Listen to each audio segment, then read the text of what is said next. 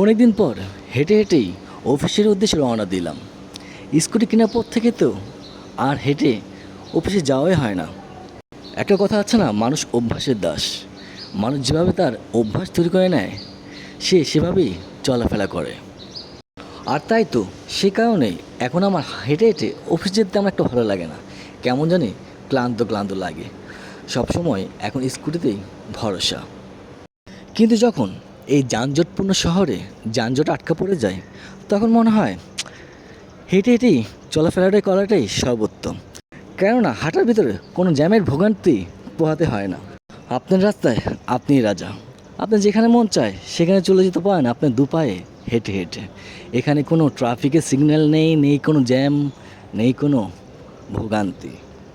এতক্ষণ বকবক করতে করতে আমি আমার অফিসে পৌঁছে গেলাম। আজকে অফিসটা কেমন জানি খুবই নীরবতা পালন করছে, যা আসলে ভালোই লাগছে। দেখা যাক আজকে কর্মব্যস্ততা কেমন থাকে। আশা করি তেমন একটা থাকবে না।